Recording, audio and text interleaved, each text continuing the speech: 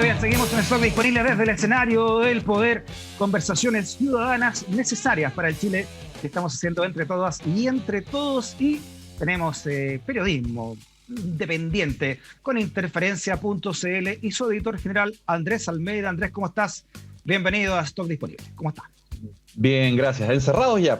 Sí, claro, hemos vuelto a cuidarnos, ¿no? Después de más de 8.000 casos, hay que volver a cuidarse para cuidar también a todos, ¿no? Cuidarnos entre todos. Sí, no queda de otra. Si uno puede no salir, no hay que salir.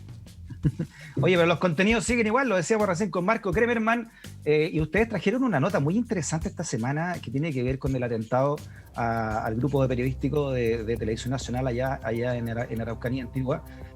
Y es muy interesante, ¿no? Este match que ustedes hacen en la siguiente nota, Andrés, donde Forestal Mininco reconoce que subcontrató a empresa de Santo Reinao, uno de los mencionados por querella de Iván Núñez, ella en Tirúa, en la provincia de Arauco.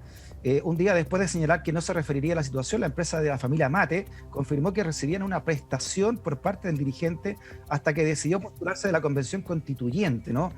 Sin embargo, la filial de la CMPC, de la papelera, conocida así popularmente, no quiso entregar detalles del contrato. Acá también, detrás de esto, hay una disputa también política y de intereses de todo tipo, ¿no? Con este señor Reinao que trabaja para esta gran forestal de la familia Mate. Sí, que además es candidato a constituyente por el PPD. Dicho sea de paso, fue entrevistado en Canal 13 y nunca le preguntaron por esto, ¿eh? Pero claro, él fue parte de una serie de entrevistas sobre escaños reservados, porque él es indígena. Y bueno, es una lista súper interesante porque cuando Iván Núñez y su equipo llaman a Santos Reinao cuando son interceptados a la salida de la entrevista con Yaitul. Entonces, bueno, es una lista que hay que seguir porque el conflicto en la Araucanía es mucho más complejo de lo que parece, ¿no? No son grupos violentistas enfrentados entre ellos y quemando camiones a diestra y siniestra. Hay muchos más actores. Y un actor que había pasado un poco colado en todo este asunto son las forestales, ¿no? ¿Cuál es el rol que cumplen ellas? Y muchas veces se ha mencionado que tienen esta hipótesis de trabajo romana, ¿no? De dividir para reinar. Entonces, ahí hay un tema muy importante, ¿no? De cuáles son las estrategias que han empleado en el territorio forestales como Mininco para establecer, digamos, una política que lo que les ayude a salir un poco de este Es muy interesante este cruce porque muchas de las tierras, ¿no? que señala haber sido usurpadas por el pueblo mapuche están precisamente gran parte de ellas en manos de forestales, ¿no? Y de estas forestales son las más importantes al grupo Mate, de la cual pertenece Mininco. ¿Qué es lo que dice puntualmente la querella de Iván Núñez? ¿Cómo se recrea ese momento? ¿Y cómo figura, ¿no? Entonces este señor Reinao dentro de todo esto? Sí, bueno, lo que tú dices es muy importante. El centro del conflicto no es entre grupos, sino es entre comunidades y las forestales. Eso está muy claro.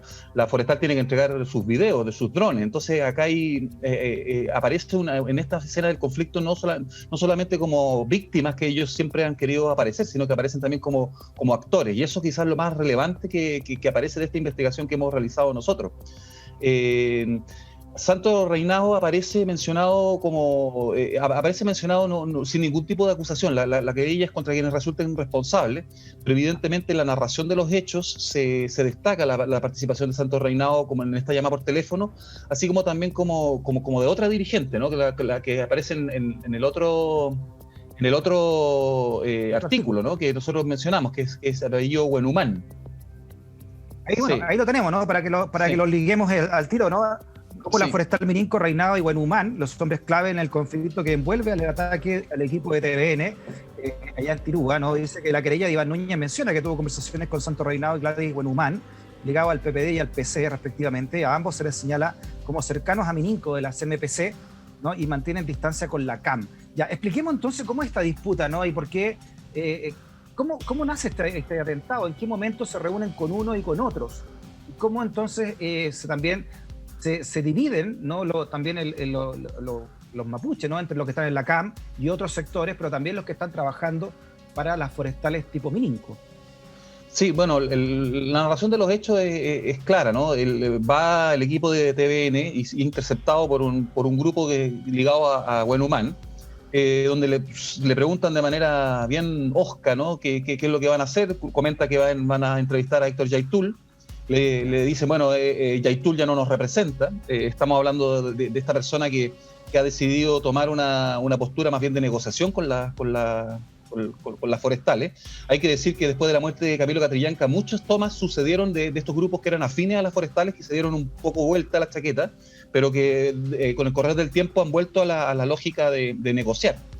Se produce la entrevista de Yaitul con el equipo de TVN, y a la vuelta es cuando sucede esto, ¿no? Que son interceptados y baleados con armas fuertes, ¿no? Y ahí es donde aparece la narración de Iván Núñez, que llaman a Santos Reinao para preguntarle qué está pasando, y también a Buenhumán, porque también ella había dejado el contacto supuestamente para tener una segunda entrevista que les permitiera al equipo de TVN también tener la versión de estos grupos. Perdón, ¿no? disculpa, pero como telón de fondo, recuerda que Héctor Yaitul dio entrevistas también, en alguna de ellas, por ejemplo, a la Universidad de Chile, señaló que detrás de esto, ¿no?, del atentado al equipo de TVN, está la mano negra y siniestra de las forestales, señaló Yaitul. Sí, porque supuestamente, o sea, la pregunta acá es quién está armando estos grupos, porque evidentemente quienes están propiciando actos de violencia no son solamente grupos autonomistas que están tratando de recuperar tierras, también hay enfrentamientos con otros grupos que son más o menos desconocidos, y la pregunta es dónde están saliendo estas armas. Esto no quiere decir que nosotros estemos casados completamente con la hipótesis de que son las forestales las que armaron estos grupos y atacaron a Iván Núñez. Esto hay que investigarlo, ¿no? O sea, el fiscal en el Mercurio dijo que iba a llamar a Héctor Yaitul a la investigación, pero también debiera llamar, y no lo menciona el Mercurio ni el fiscal, pero también debería llamar a Santos Reinao y a Buenhumán para saber cuál fue la participación de ellos en estos eventos. Andrés, déjame hacer una cuña ahí, porque la importancia de hablar con medios como usted, ¿no?, con interferencia.cl, es que por siglos, no de ahora, por siglos, el conflicto mapuche, o lo que ocurre en Araucanía, ha llegado a Santiago, donde está el poder central también por siglos, de una manera muy parcelada. Me acabas de nombrar dos medios, Canal 13 y el Mercurio, que según lo que tú me lo dijiste, han tomado de manera muy parcial este hecho. Entonces, ojo ahí también, ¿no?, de cómo se está explicando, porque aquí sale una nueva variante que hay que analizar y hay que investigar, por supuesto. No estamos culpando a nadie aún, sería muy prematuro, pero que es la variante del poder que tienen importante las forestales, y sobre todo estas forestales del grupo Mate, también ligada al Mercurio en muchos momentos, ¿verdad? Y al poder central también, que está en Chile. Entonces, ojo con lo que se podría estar desarrollando, ¿no?, y lo que hay detrás también, o podría haber detrás de un ataque como este, ¿no? Sí, el guión es muy claro. Ha sucedido durante mucho tiempo antes de la llegada de la prensa independiente y el estallido social, que hubo más atención a estos temas, pero siempre el guión era que sucedían estas cosas, la fiscalía investigaba, nunca pasaba nada, y siempre los culpables eran los mapuches. Pero se ha sabido de autoquemas de camiones, esos son hechos de la causa, y una serie de circunstancias que hacen que este escenario es muy poco verosímil, el de los buenos y los malos, ¿no? Entonces, yo creo que lo interesante de acá es que empiezan a aparecer otros actores que antes se victimizaban y que hoy día aparecen como elementos de poder y actores en el juego. ¿Cuán relevante es su actuación? Si es que cuán cerca o lejos están del marco legal, son preguntas que hay que hacerse, pero lo que queda claro es que los forestales no son solamente víctimas, entre comillas, ¿no?, porque evidentemente han sufrido ataques, pero no son solamente víctimas, también son parte de un conflicto en el cual potencialmente pueden haber incluso situaciones bastante reñidas con lo legal. Yo no estoy diciendo con esto que lo de Iván Núñez sea propiciado por las forestales, pero es una hipótesis que es inimaginable de plantear. O sea, deja añadirte otra arista que está en tribunales, ¿no? Con una demanda que puso un ex carabinero, que ahora es empresario forestal, y que también a la cual se refirió el diputado Zafirio en este mismo programa, que habrían, ¿no?, según Zafirio y según esta demanda del señor Toledo, habrían bandas, ¿no?, ya no sé cómo llamarla, a esta altura, de carabineros en ejercicio, que estarían creando estas situaciones también de inestabilidad para poder después cobrar por sus servicios de seguridad a las mismas madereras. Entonces, hay un Far West ahí que se podría estar incubando, y donde también súmale además la operación Huracán, donde los servicios de inteligencia y los servicios en general del sistema jurídico está haciendo agua porque se están implantando pruebas donde esta misma gente de la CAM estuvo detenida con pruebas falsas, ¿no? Entonces hay un revoltijo ahí increíble, impresionante, donde además este gobierno ha querido militarizar. Y recordemos que quiso poner a los militares en una situación donde los mismos militares, según lo dijo el señor Barra en su momento, iban con abogados para que no los hicieran hacer cosas que ellos no querían o que no estaban dentro de la ley. O sea, sí, claro, a ese nivel estamos con esto, ¿no? Y donde termina un equipo de televisión nacional baleado y una persona, un camarógrafo que pierde su ojo, y según lo que dice y relata Iván Núñez y muestra las imágenes de las balas que recibió la camioneta, se salvaron, ¿no? por un pelo de no, incluso de no haber sido asesinados, ¿no? Sí, el ataque fue bastante duro, ¿eh? No fueron solamente escopetazos, eso fue con armas de 9 milímetros, sí. Ahora, lo que tú dices con la imagen del Far West me parece súper apropiado, porque con el agravante de que el sheriff está o dormido o está confabulado con alguna de las partes, porque eso es lo más serio de este punto, ¿no? Perdón, no existe legitimidad de la autoridad pública. Si el sheriff es el Estado chileno, está confabulado, o sea, la operación Huracán fue una confabulación donde se inventaron pruebas para meter detenido a dirigentes de la CAM. O sea, más confabulación que esa yo no veo. Ahora, dentro de lo que ocurrió recién no sabemos, pero de que ha habido confabulación y además de una prensa central y que va a favor de un poder en vez de contra un poder, también ha ayudado a crear una imagen en torno a esto, ¿no?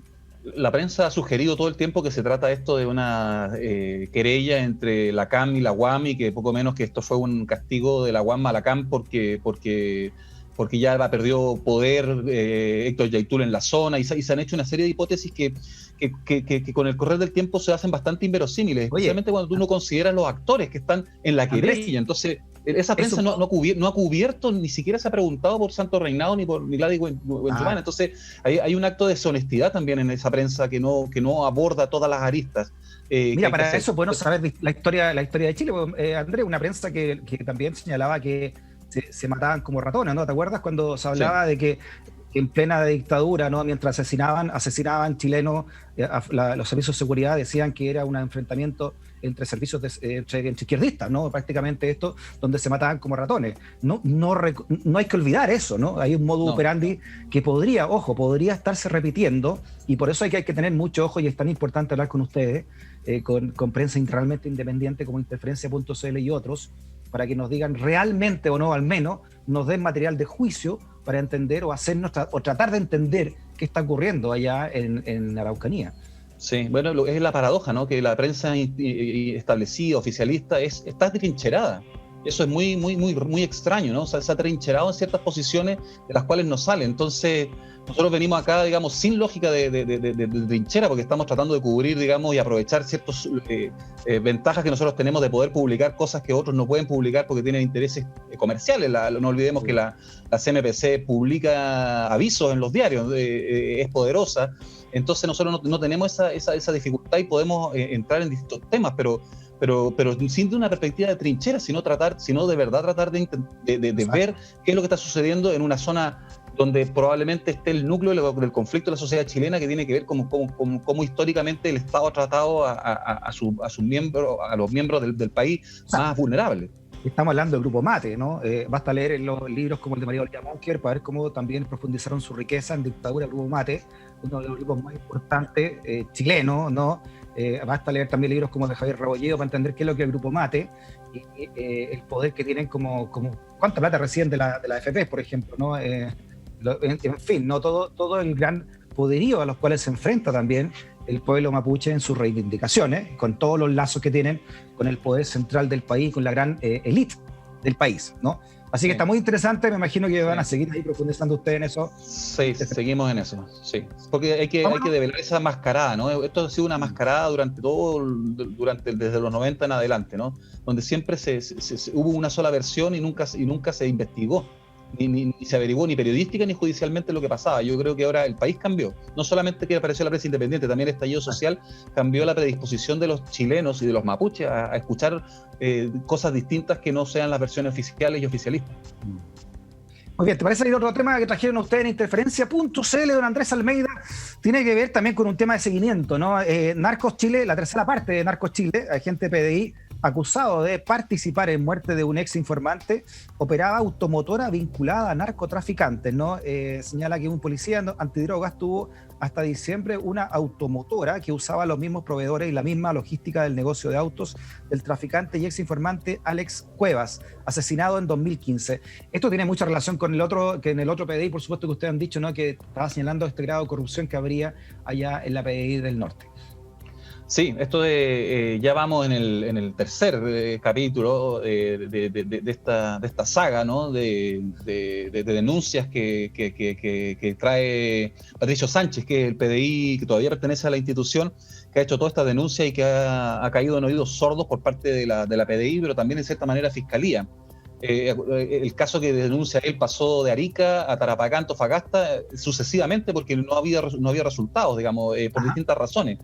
Entonces ahora aparece esta arista que no proviene de Patricio Sánchez, sino que de la investigación más propia nuestra, que es importante mencionarlo porque una vez que empezaron a salir esta saga de denuncia, hubo una campaña muy fuerte de desacreditación de Patricio Sánchez. Recordemos el tema para entender por qué es importante esta información que traen sobre este PDI en esta tercera parte. Sí, mira, Patricio Sánchez es un PDI que denuncia a la PDI de Arica, básicamente por extorsión y homicidio de un informante de él.